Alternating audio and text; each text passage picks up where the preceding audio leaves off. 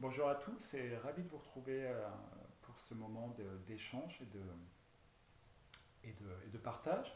Alors aujourd'hui, j'avais envie de répondre à certaines demandes qui m'ont été faites, euh, notamment savoir ce que je pensais de la peur.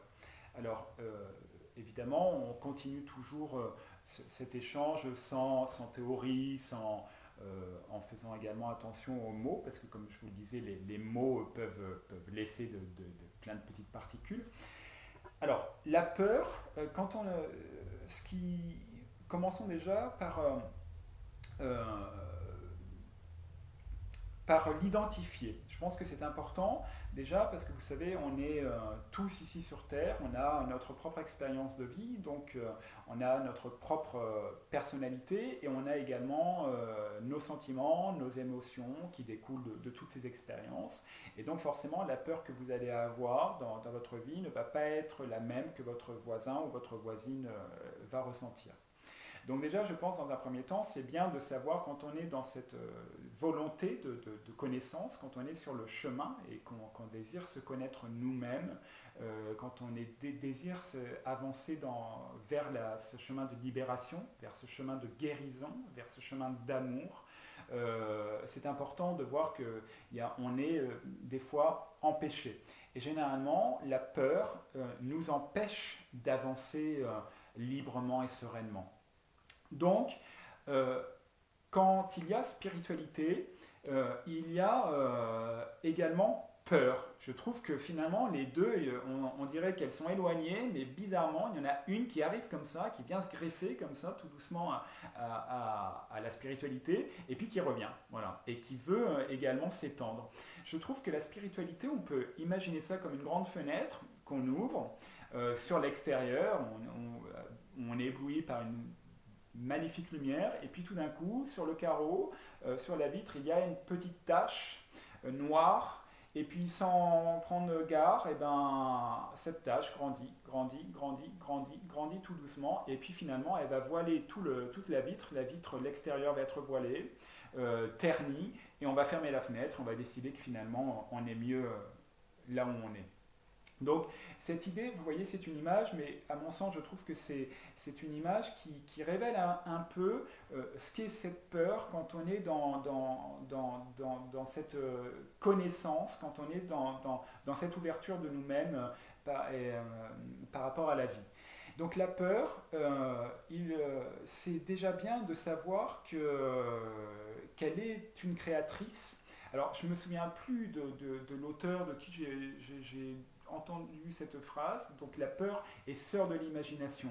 Et je trouve que c'est très révélateur. Pour ma part, ça m'a beaucoup aidé à me dire que finalement, j'inventais certaines situations et finalement, comme je les inventais, je n'étais pas dans la réalité. J'étais dans mes projections, dans mon mental, puisque je pense aussi que la peur a son siège dans le mental, dans l'ego, et que si on n'y fait pas gaffe, elle aurait vite fait de prendre une grande part de notre personnification, de notre personnalité, et elle voudra également, comme l'ego, avoir sa part, un trait de caractère dans cette personnification qui n'est pas nous-mêmes, qui n'est pas la réalité avec un grand R. Alors, vous savez, quand on dit la peur est sœur de l'imagination et qu'elle est créatrice, c'est tout simple. Je vais vous donner un exemple. Par exemple, on passe un entretien d'embauche et on n'est pas sûr de la réponse. Donc on est dans l'attente. Donc on est dans cette énergie d'attente et on est dans la peur de la réponse, négatif ou positif. Et finalement, on va projeter plein de choses. On va se dire, on va inventer des réponses, on va inventer des questions, on va inventer des scénarios, en fait, qui vont être totalement de l'ordre de la création, parce qu'on n'est pas rassuré, on est un peu bancal, on est dans cette énergie d'attente. Et puis finalement, au moment voulu, selon la réponse, et ben finalement, la réalité, on s'apercevra que la réalité était tout autre et qu'on se serait fait tout un tas de choses, tout un tas de phénomènes. On aura créé plein de phénomènes pour une si petite chose. Voilà, donc la peur, à mon sens, nous dévie beaucoup en matière énergétique, elle prend beaucoup de place et elle peut nous faire dévier facilement de notre chemin. Alors quand je dis dévier, c'est-à-dire qu'elle peut nous empêcher de faire un choix qui peut justement être favorable à notre évolution. Et vu qu'on aura décidé, on aura réagi selon notre peur, selon ce qu'on connaît, on n'aura pas eu d'acte véritable et on aura préféré justement rester stagné dans ce qu'on connaît de la vie, de notre vie. Donc elle crée cette énergie de stagnation, elle crée également cette énergie de fuite parce que on va fuir également, on va se déresponsabiliser de notre propre responsabilité. Elle crée également ce conditionnement, c'est elle qui va conditionner nos actes, donc parce que selon ce qu'elle est, selon son trait de caractère, puisqu'elle peut, comme on disait, elle peut devenir un caractère de nous-mêmes, elle va conditionner nos actes et elle va également refuser d'accéder à une situation ou à un être qui pourrait nous permettre d'évoluer et de nous rendre à notre liberté. Voilà, et puis ensuite, vous savez, elle a aussi à son service de grands outils qui permettent également de s'infiltrer dans l'imagination. Donc, on y revient. Et ces outils-là, finalement, vont se distiller dans la peur. Voilà. Et donc ces outils, on va revenir sur une autre vidéo parce que ça me semble important d'aborder ce sujet-là. Et ce sont les médias. Et donc je pense que c'est important pour être aussi beaucoup plus serein en cette période d'incertitude et d'instabilité de se tenir un petit peu à l'écart des médias, que ce soit réseaux sociaux et informations voilà, quotidiennes. Ça c'est important. Ensuite,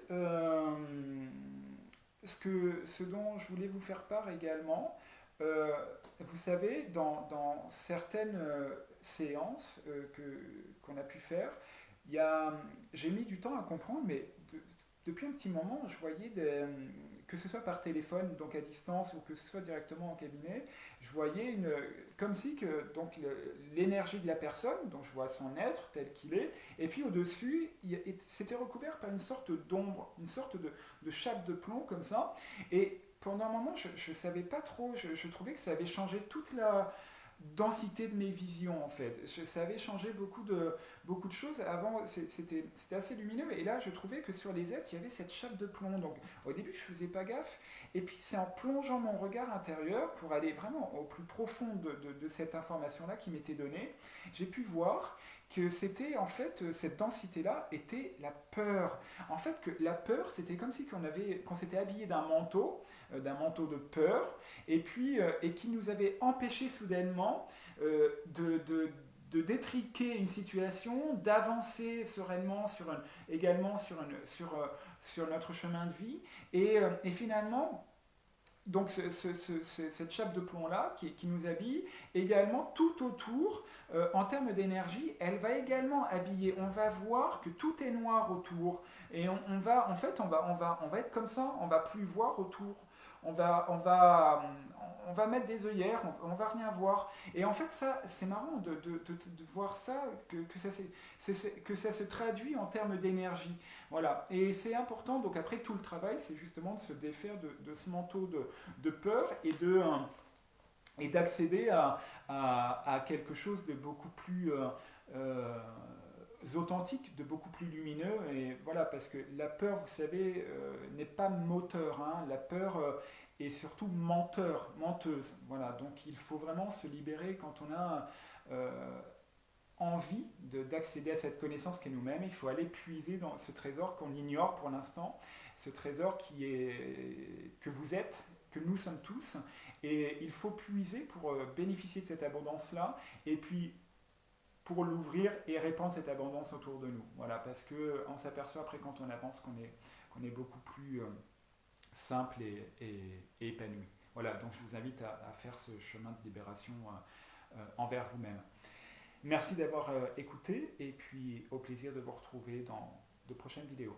À bientôt. Ciao, ciao. Je vous embrasse.